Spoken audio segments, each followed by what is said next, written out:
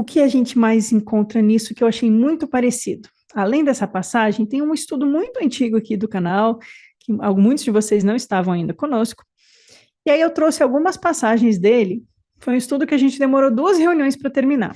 E eu trouxe algumas passagens que eu espero demorar só mais uns 10 minutos nela, porque eu fiz só alguns trechos, porque o estudo já está lá completo no canal. Quem ainda não viu, se achar o assunto interessante, pode ver lá. Então é esse aqui, ó.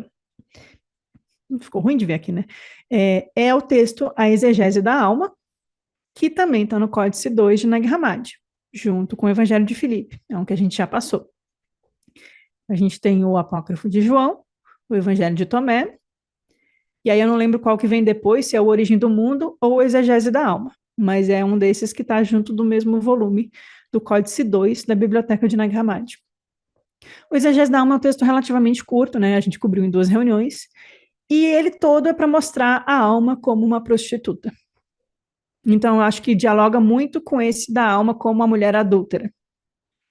Porque essa alma do exegese da alma, ela está buscando voltar ao pai e ela está buscando o seu noivo. Ela está buscando se transformar na noiva. Então, sim, tem aquele lastro moralista de 2000 anos atrás.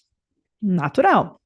Mas o que simbolicamente a gente pode tirar disso? Então, eu não vou reler todo ele com vocês, mas eu queria só mostrar uns destaques, né? Então, aqui em branco, nessa screenshot que eu tirei, é o texto do Exegese da Alma, que a gente estudou completo lá no vídeo. Mas vejam só, os sábios deram à alma um nome feminino. Então, só marcando a identidade da alma como feminina. Na natureza, ela é feminina e tem um ventre, né? E aí ele fala, né, a alma estava sozinha com seu pai, era virgem e era andrógena. Então, ela é um feminino, mas ela era andrógena. Então, quando ela cai no corpo, ela entra na vida e aí ela cai nas mãos dos ladrões. Então, no Novo Testamento, Jesus fala sobre os ladrões que invadem a nossa casa. No exegese da alma, a alma caiu nas mãos de ladrões. Mas vejam que a gente pode fazer um paralelo aqui com o linguajar que é usado. E aí os ladrões queriam passar ela de um para o outro, né? E usaram ela, tiraram a virgindade dela, sujaram ela, né? Então é aquela coisa violenta. Assim como no Apócrifo de João, os arcontes perseguem a Eva e violentam a Eva.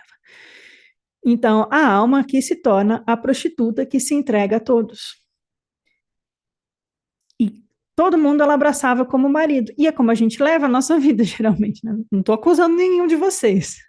Mas a gente vê as coisas do mundo e fala, eu quero essa experiência, essa pessoa, essa emoção.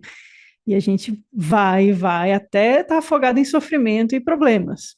Aí a gente começa a pensar um pouco antes de agir, antes de comprar, antes de gritar, antes de brigar, antes de desejar, eu quero mesmo ou é só, né, a gente vai ponderando um pouco melhor com a maturidade. Então, a alma imatura, quando ela cai no mundo, tem essa ideia de que ela passa por muitos homens, nas mãos de muitos homens. E ela virou o rosto dos adúlteros, e ela correu para os outros, e para os outros, e ela trata esses do mundo como se fossem seu mestre. E aí ela fica com vergonha, e eles a abandonam. Então tem essa ideia dessa alma que é a imagem de uma pobre prostituta lá no mundo antigo. E aí a gente também repensa o que falavam no cristianismo até, né, sobre as prostitutas, aquela coisa lá. Mais para frente tem essa outra passagem do Exegese da Alma, que a alma se torna uma pobre viúva, desolada e desamparada. E ela não tinha o que comer, né? E ela não havia recolhido desses adúlteros e desses ladrões, ela não tinha recolhido nada deles. A única coisa que eles deram a ela foi a impureza.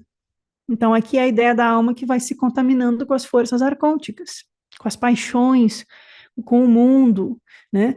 E aí, olha só, no Evangelho de Filipe, a gente está falando das crianças que a mulher gera com o seu marido e com o adultério, os filhos do adultério. Aqui no Exegese da Alma, vai falar dos descendentes dos adúlteros. Então, ó, mesmo tema. E os descendentes dessa alma, que são os filhos dos arcontes, ou seja, os filhos dessas paixões, os filhos dessa sujeira, os filhos dessa ignorância, dessas ações impensadas, né? elas são mudos, eles são cegos, eles são doentes, eles são perturbados. A gente está falando aqui de crianças? Não, gente, isso aqui não tem nada a ver com crianças. O que é filho do adultério, com essa alma que caiu, essa alma que se prostituiu com o mundo, é aqui a expressão de que não expressa o logos, não enxerga a verdade, é doente na alma, é doente nas consequências que aquilo causou no mundo, ou seja, o sofrimento. Quando a gente age e gera filhos pela vontade dos arcontes em nós, a gente gera sofrimento. Porque as nossas ações vão ser ações contaminadas por essas paixões, que cada arconte vai representar um vício. Então, os meus filhos, ou as minhas ações no mundo, quando são motivadas pela ignorância ou pelo vício, vão ser filhos ruins. Mas aí o pai viu a alma suspirando, sofrendo e se arrependendo. Aí começa o arrependimento de Sofia, aqui em Peixe Sofia. Primeiro ela é atacada, depois ela vê que não está sendo muito bom. Aí ela se arrepende. Esse é o nosso processo individual da nossa alma.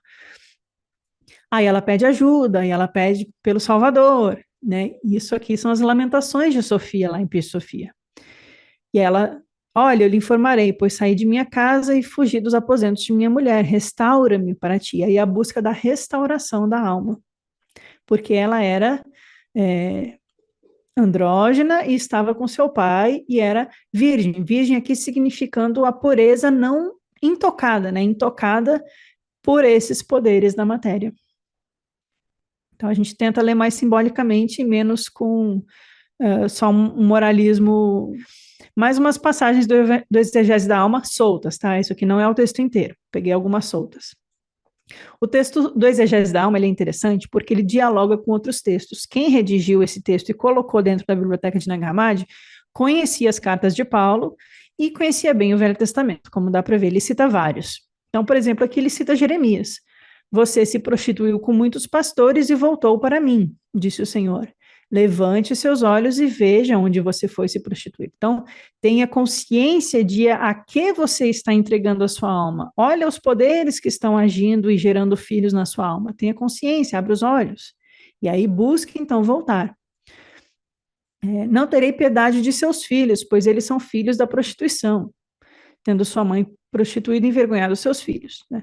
Ela me disse, eu serei uma prostituta para os meus amantes. Eles me deram meu pão, água, roupa, vinho, azeite, tudo o que eu precisava. Olha, eu os calarei para que ela não possa perseguir seus adúlteros. Quando ela os procurar e não os encontrar, dirá, voltarei para o meu ex-marido, pois naquela época eu era mais feliz. Então isso aqui é um manual de conduta moral na sociedade? Não, não é. É um texto simbólico que está no meio do apócrifo de João, do Evangelho de Filipe, do Origem do Mundo, e está olhando espiritualmente para essa questão. Pode ser um manual moral também na sociedade, porque não é muito tolerado esse tipo de má conduta, né, digamos assim. Mas aqui a ênfase não é essa. Então, vejam só que aqui ele está falando de não ter piedade dos filhos fora do casamento. Quer dizer que a gente vai sair matando o bebê que não nasceu dentro do casamento? Não, gente, isso seria uma abominação, porque a gente não está lendo literalmente. A gente não tem piedade daquilo que a gente gerou, que não foi gerado com sinceridade e pureza de alma, que não foi gerado com o poder da luz, que não foi gerado com consciência, que não foi gerado com sabedoria. Aquelas coisas que a gente cria no mundo que só nos deixa mais preso ao mundo. Aquelas coisas que nos amarram, aquelas emoções complicadas, aquilo que nos causa vergonha e sofrimento, que são os filhos da prostituição, são as consequências da associação da nossa alma com os vícios, disso a gente não tem que ter piedade. Aquilo no budismo seria a força de Vajrapani, aquela deidade irada, com chamas queimando em volta, com os punhos em rixa, dizendo aqui, sai daqui, ignorância. Do vício eu não tenho piedade, com a minha espada flamejante eu corto o vício fora, eu arranco de mim.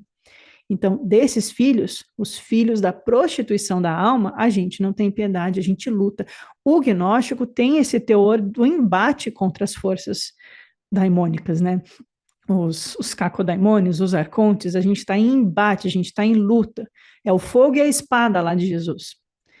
Então, a gente se aparta, a gente se desapega. Ah, mas fui eu que fiz, é meu filho. Te faz bem? Você gerou num momento com consciência? Foi por um motivo emocional saudável? Não. Então, corta fora, né? Não é sair cortando todo mundo da vida, mas tenha consciência se aquilo você realmente precisa daquilo ou se é só um apego que você está nutrindo vida após vida. A gente tem apegos, gente, que é de vidas. Vocês acham que é complicado só pensar na nossa infância da vida atual? Imagina um apego que é de muitas vidas. Tem gente que é assim. Então a gente tem que conseguir identificar o que que é o filho do Cristo em nós, ou o filho do Logos em nós, e o que que é filhos da prostituição no linguajar agnóstico. E aí, veja só, ela disse que ela aceitou esses avanços deles, dos adúlteros, né? Porque eles deram coisas. Me deram pão, água, roupa, vinho, azeite, tudo o que eu precisava. E não é assim que a gente se atira na vida, no mundo? Ah, eu quero, eu preciso, isso me dá prazer, isso me dá satisfação, isso é gostoso, então eu quero mais, eu quero mais, eu quero mais. E às vezes a gente não pensa se realmente está nos fazendo bem ou se é uma consequência boa. E às vezes é uma coisa negativa também, né? Mas essa ideia de que tem muito no filme Matrix, né? Que o mundo nos engana. Isso tá lá no Apócrifo de João também.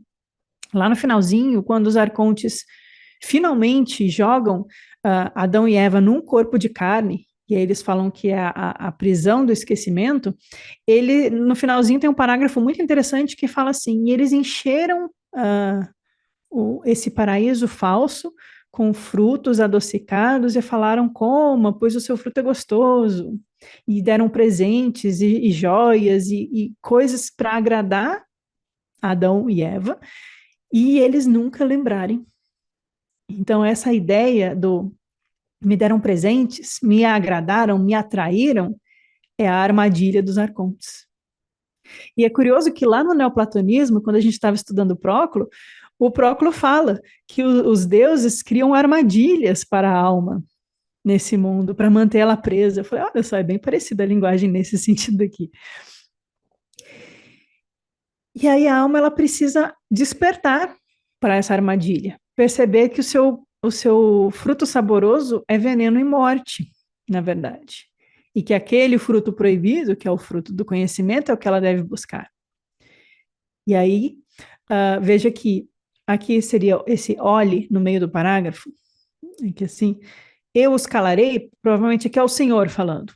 Eu vou calar esses adúlteros, eu vou te ajudar, alma. Você está se arrependendo, você está percebendo a armadilha, então eu vou te ajudar.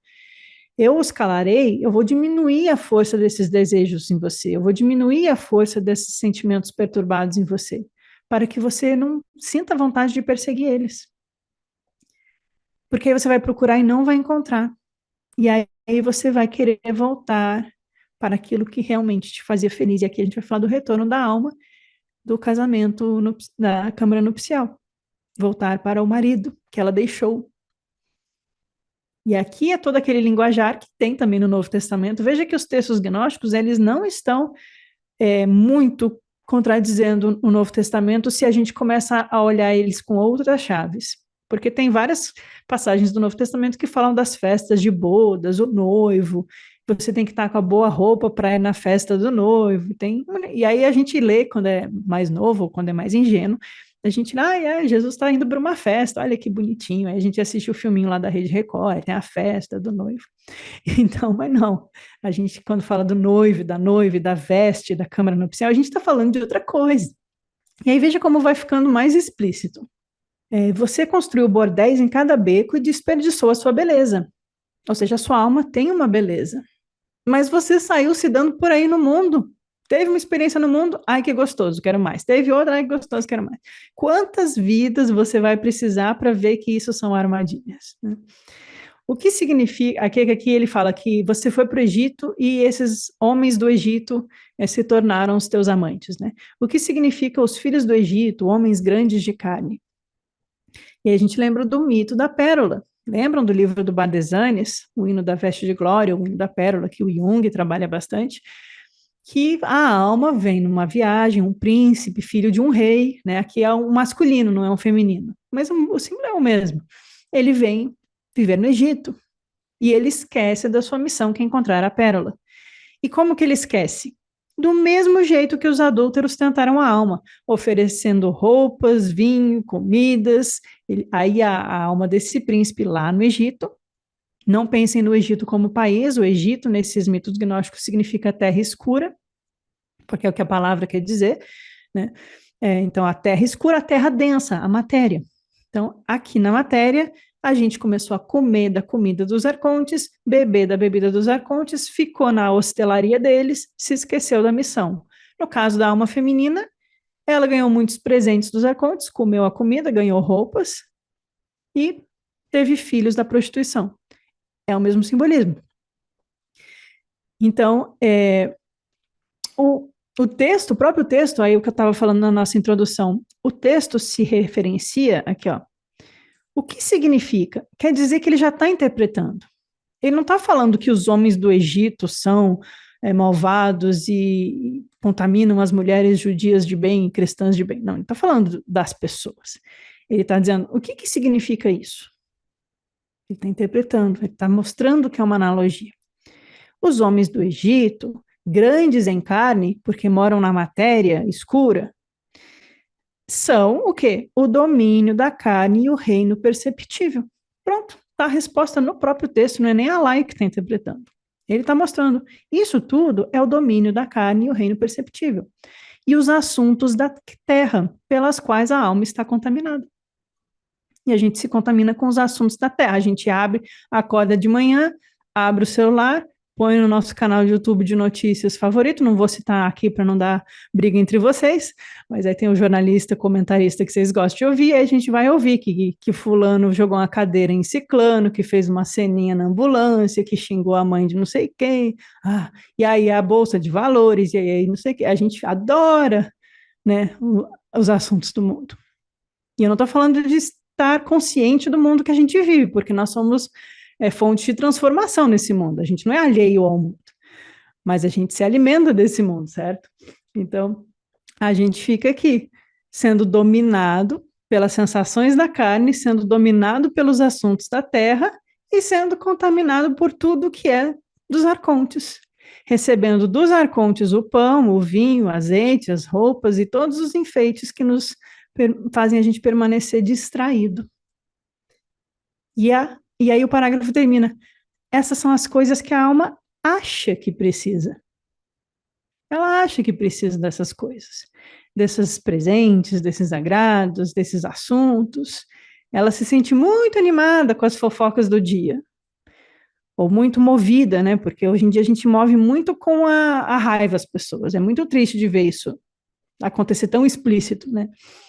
É a revolta, a indignação, a raiva, a violência, tudo é usado como forma de aumentar engajamento e isso aumenta o dinheiro para quem está gerando nessas mídias sociais. Então, é tudo estímulo emocional perturbado, né? Alimenta a raiva, alimenta o ódio, alimenta a ganância. Se não é a raiva, é o vamos ficar milionários fazendo o lançamento, 7 em 1, não sei o quê, 1 milhão em um mês e tal, que é o pessoal do marketing pega bastante. Então, vejam que a gente está sempre sendo roubado por esses ladrões da nossa alma. E aí vocês vejam que como a alma ela é mostrada como uma prostituta nesse sentido de que a maior luta é a prostituição da alma. Então o texto é explícito. Não estou falando de uma prostituta da esquina de Cafarnaum, eu estou falando da alma. E essa é a maior luta. E aí não importa se você é homem ou mulher, né? Vamos pensar que essa é a luta da alma. E aí eu vejo que o redator do texto vai citar Paulo. Isso aqui é uma passagem de Paulo. Nossa luta não é contra a carne e o sangue, como ele disse. Ele quem? Paulo. Então, quem está lendo Exegese da Alma tem também a carta de Paulo na biblioteca pessoal e sabe o que ele está citando. Aqui é óbvio, né? Nossa luta não é contra a carne, mas contra os governantes do mundo dessa escuridão e os espíritos do mal. Aqui é como está nessa tradução. Lá nas cartas de Paulo é parecido, é contra as autoridades desse mundo e as potestades, né? Mas é o mesmo sentido. Então, a nossa luta é contra os governantes do mundo. Ah, então a minha luta é contra o Putin, o Trump, o Biden, o Bolsonaro, o Lula. A minha luta é contra os governantes. Os gnósticos são super políticos, né? Eu vou lutar contra os governantes. Quem são os governantes desse mundo na visão gnóstica? É quem governa esses governantes. Esses políticos são marionetes dos governantes desse mundo. Eles não são os governantes desse mundo. E esses políticos ou outros, né? Pode ser o pessoal do agronegócio que está queimando o país, pode ser os empresários, pode ser o carinha que vende rifa aqui no de tigrinho e está aliciando crianças pelas redes sociais, qualquer nível de gente ruim, eles estão sendo governados pelos governantes desse mundo, que são quem? Os arcontes, que são os ladrões, que são os adúlteros, que são as forças que obscurecem a luz da alma, que querem capturar a luz da alma e querem gerar na alma filhos para si. Eles querem, quanto mais filhos eles gerarem na alma, mais domínio eles têm dessa alma. Essa é a ideia gnóstica. Os espíritos do mal são os kakodaimones na tradição grega. São os daimones, essas forças psíquicas que nos perturbam, que nos mantêm esquecidos da nossa origem na unidade divina. Então, a nossa luta é romper esse ciclo de prostituição da alma. Não é contra a carne, não é contra o meu corpo, não é mortificar a mim mesmo, odiar a natureza, não é isso. Odiar o mundo, né? É perceber o quanto as engrenagens do mundo são todas contaminadas, ou quase todas, porque nem tudo é ruim, por essas forças da escuridão que governam o quê? A psique humana. Então, a pessoa que não tem escrúpulos de enganar o outro, de aplicar golpe em idoso pelo celular, que acontece direto, já aconteceu na minha família, ou de aliciar jovens com coisas que viciam, de botar fogo numa floresta porque vai vender mais caro depois e vai ganhar pastagem de graça porque são terras que não são grilagem, né? Então, aí queima o pulmão de todo mundo no Brasil, mas ele está se dando bem, então, azar. Então, esses são pessoas dominadas por esses arcontes, que estão em sofrimento, às vezes não percebem o próprio sofrimento, mas com certeza estão em sofrimento e causam sofrimento aos outros. A luta do gnóstico é eliminar as trevas. Não as pessoas, mas as trevas na nossa psique. Nos tornarmos luzes que Jesus fala lá no Evangelho de Tomé, coloca a tua lâmpada no alto da montanha, não põe dentro do cesto. Deixa a tua luz brilhar no mundo, né? Se não pode ser o sol, ser de humilde planeta, diria lá na Voz do Silêncio. Então, enquanto a alma continuar correndo por toda parte, dormindo com quem quer que seja, e se sujando, ela sofrerá. A ideia do exegese da alma, que é um texto gnóstico, que está junto com o Evangelho de Filipe, no mesmo códice, é esse. Enquanto a nossa alma ficar inconsciente, dormindo com quem quer que seja, se contaminando com o mundo, ela vai sofrer. Isso aqui é uma versão do budismo. Se vocês conhecem um pouco de budismo, tem os desejos, tem o apego, tem a ignorância, tem a aversão. Aí ela se envolve com as coisas, ela sofre, ela causa sofrimento, a realidade do sofrimento. A gente está falando da contaminação psíquica da nossa alma. E aí o texto continua, mas quando a alma percebe que os problemas que ela se encontra, ela chora diante do pai, ela se arrepende, então o pai tem pena. O pai, o que é o pai? O pai é o poder de luz em nós, é a unidade que está em nós. Só que ela está lá escondida e a gente esquece dela, a gente se volta para fora e esquece de orar ao pai que está no segredo.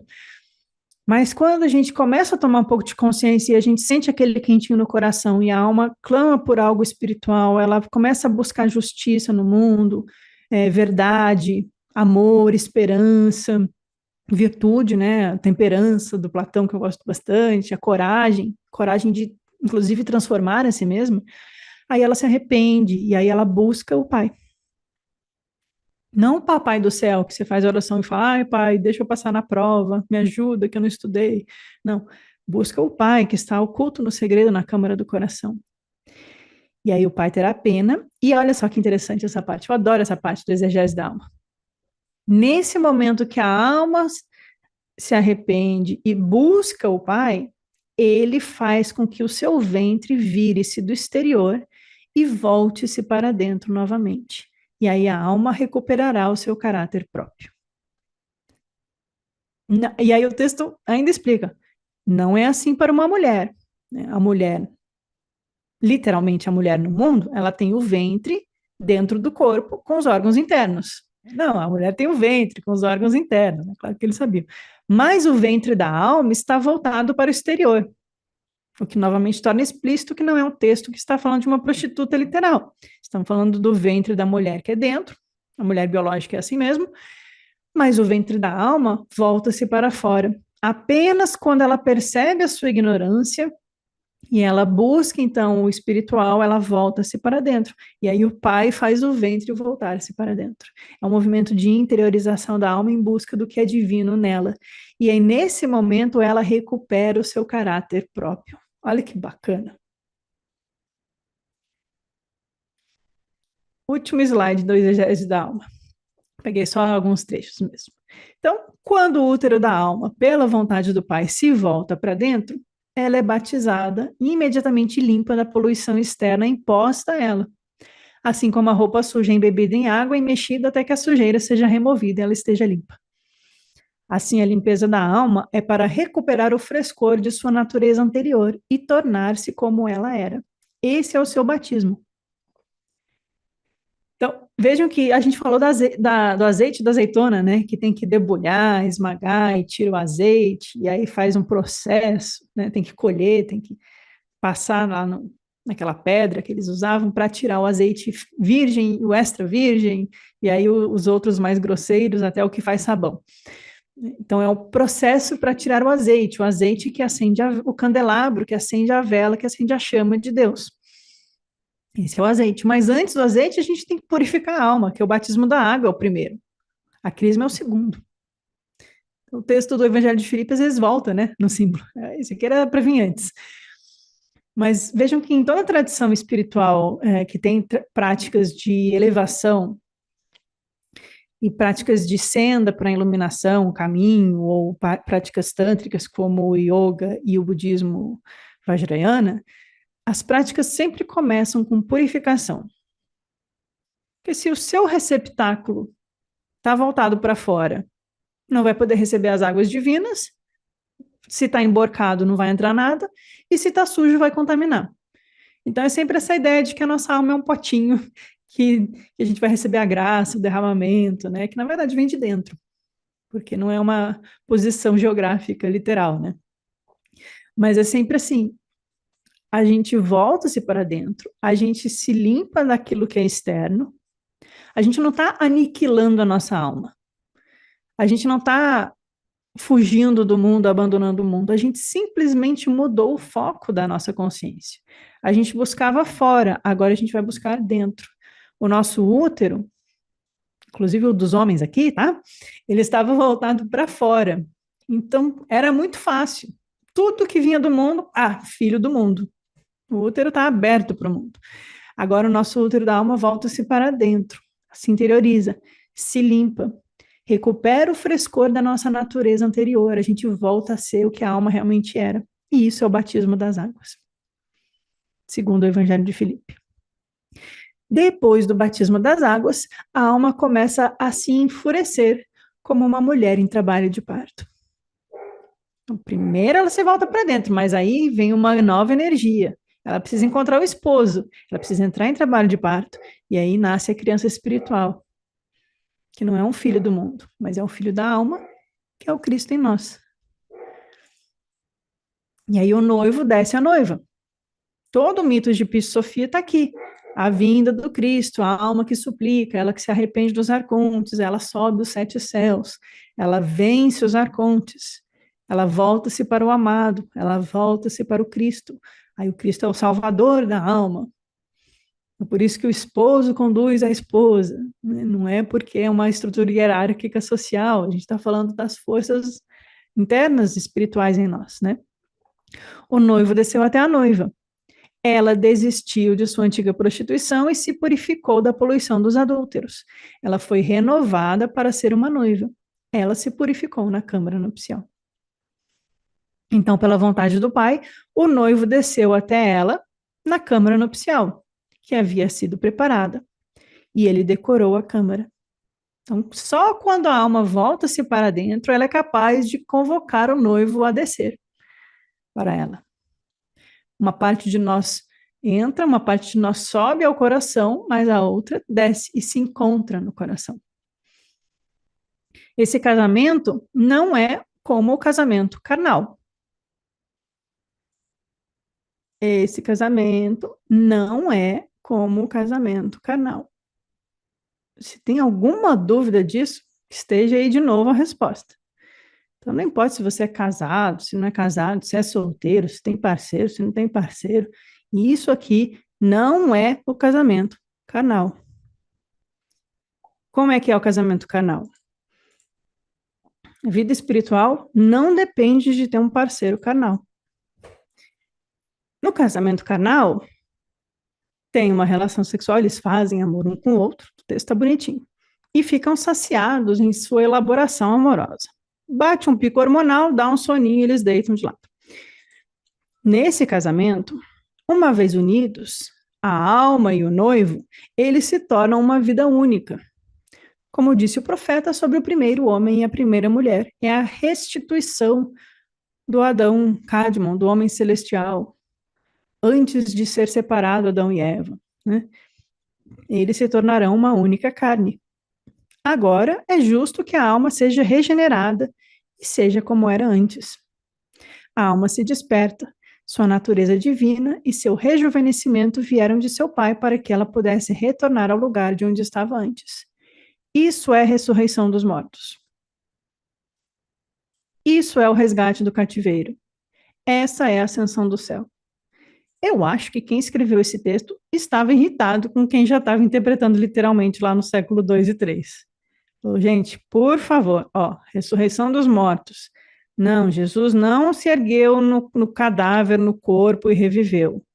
Resgate do cativeiro, não. Não teve um Moisés histórico que pegou um monte de escravo e abriu o mar e saiu andando. Levou 40 dias aí para atravessar lá 50 quilômetros. Complicado. E isso é a ascensão aos céus.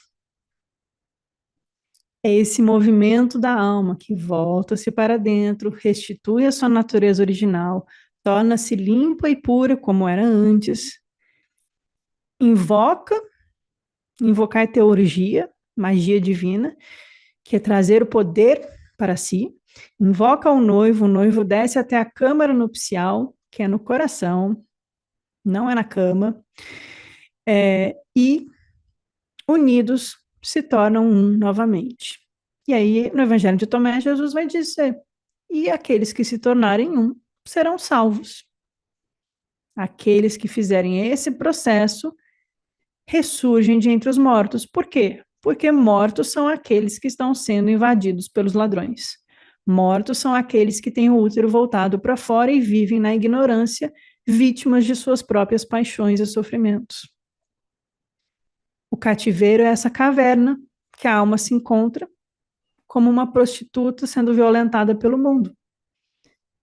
Mas ela se ergue em direção aos céus.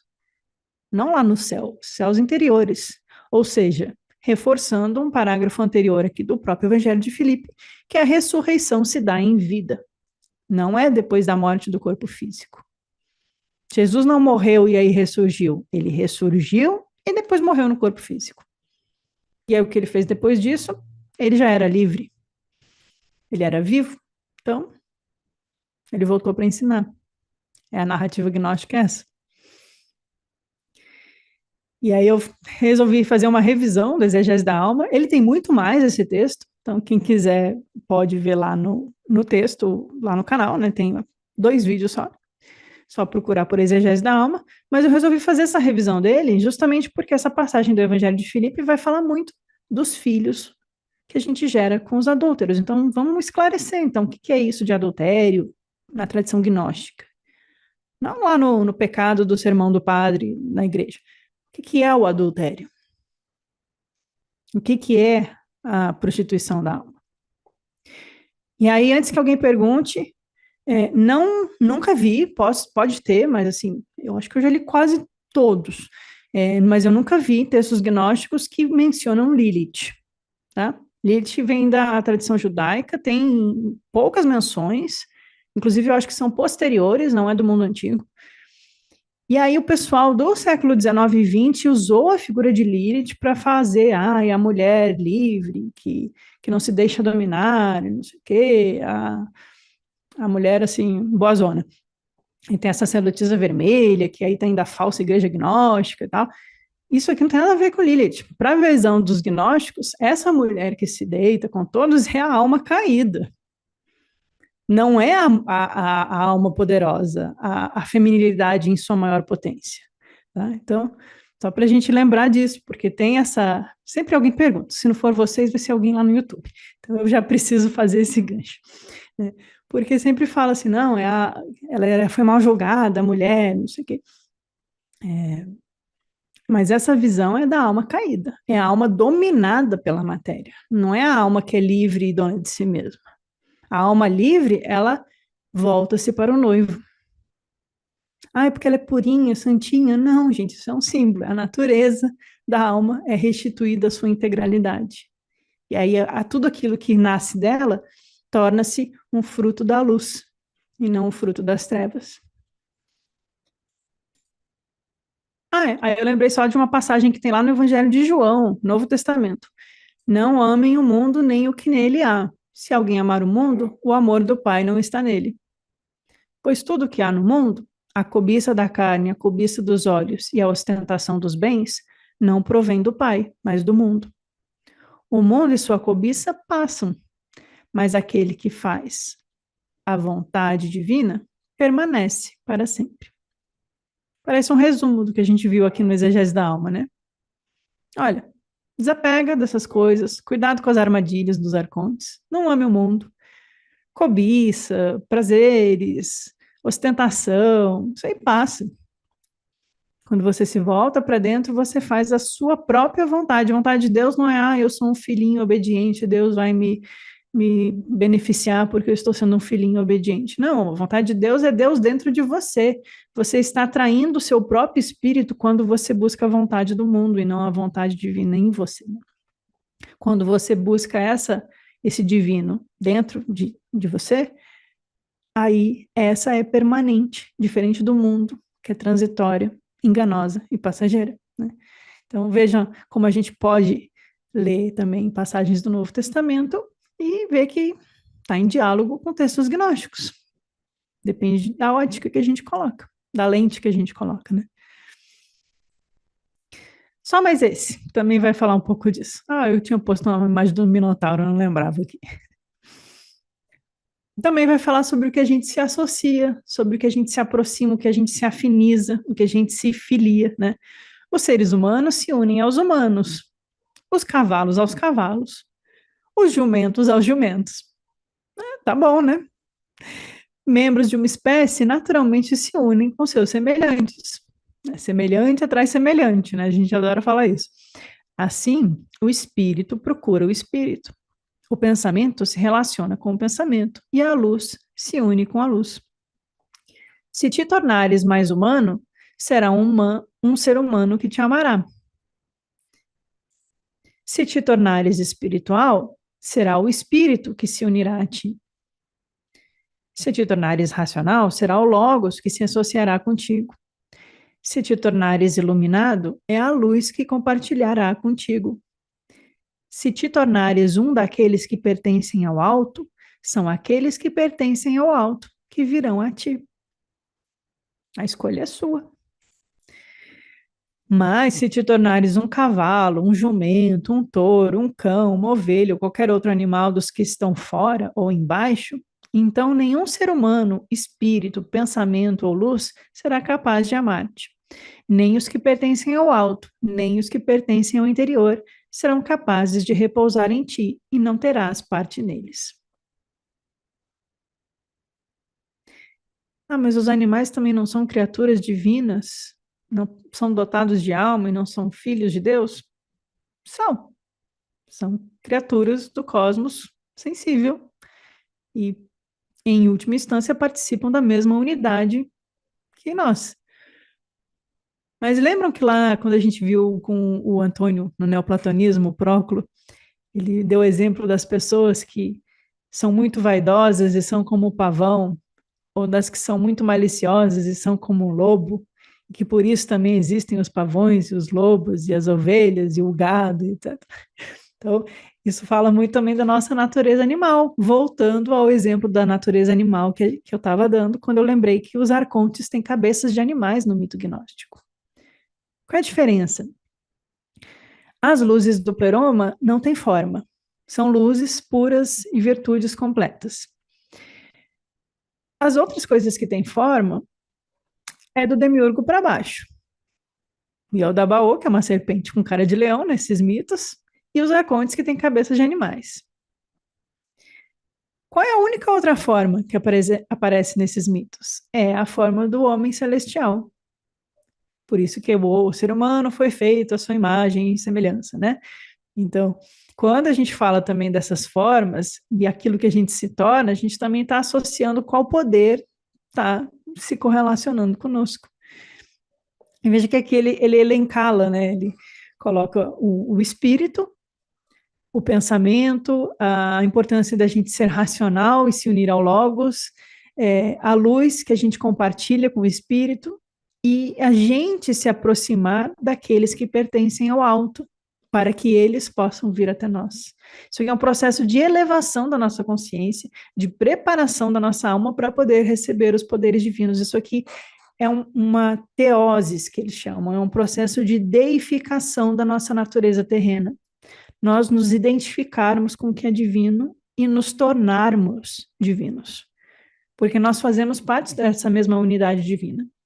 Se a gente se identifica com o mundo animalesco, que é voltado para sobrevivência fisiológica, biológica, que nasce, cresce, envelhece, morre, sente dor, sente prazer, sente desejo, sente raiva, mas fica nisso, a gente não consegue se vincular àquilo que pertence ao alto. Então a gente precisa, essa passagem eu achei, pelo menos eu senti ela assim, ela está dizendo, olha, trabalha com vocês. Não é porque vocês foram batizados e recitaram o credo e aí tiveram a extrema unção que vocês estão salvos porque vocês fazem parte dessa igreja e se declaram cristãos. Não, o trabalho é de vocês. O que você se torna, você atrai. Não no sentido de pensamento mágico, tipo, eu quero ser rica, eu vou ser rica, eu sou rica agora, e aí eu atraio o dinheiro. Não estou falando disso. Estou falando que aquilo que eu transformo interiormente a minha natureza, o meu caráter, a minha virtude, o meu pensamento, onde eu coloco o meu pensamento, aquilo vai se tornando o que eu sou. E quanto mais eu elevo o meu pensamento, mais o logo se aproxima de mim. Quanto mais luz eu procuro colocar no mundo, mais a luz vem até mim. Quanto mais eu me identifico com as coisas do alto, mais as coisas do alto me auxiliam nesse caminhar. Mas essa passagem é super gnóstica, nesse sentido de, olha, há uma luz em ti. Você se torna iluminado. Mas você tem que moldar a si mesmo para poder se aproximar. Metade do caminho é você que faz, a outra metade vem de auxílio, mas é um auxílio que está dentro de você. Não é alguém que te pega pela mão. Se você escolhe apenas ceder à sua natureza animal, a luz não vai conseguir te alcançar. Você precisa trabalhar o pensamento, o racional, o logos e a luz interior e buscar aquilo que é do alto. Se tornar cada vez mais humano, até se tornar espiritual. E aqui a gente volta ao tema das três naturezas humanas, que os gnósticos tanto repetem, que o Paulo repete, que é os ilíquicos, os psíquicos e os pneumáticos. Os que pertencem à matéria e são dominados pelas suas paixões viscerais, os que pertencem ao mundo psíquico, que habita no coração, então eles têm boas emoções, eles são morais, frequentam às vezes um grupo espiritual, religioso, mas às vezes também se voltam para o mundo, estão no meio do caminho. tem ritos, tem apegos culturais e tal, e os pneumáticos, que encontraram o espírito e por isso serão salvos. A gente vai fazendo o nosso caminhar e aí a gente vence essa escadaria. Então eu vou parar nessa, na 115, e a gente continua com a 116 semana que vem. Se alguém quiser comentar, fica à vontade.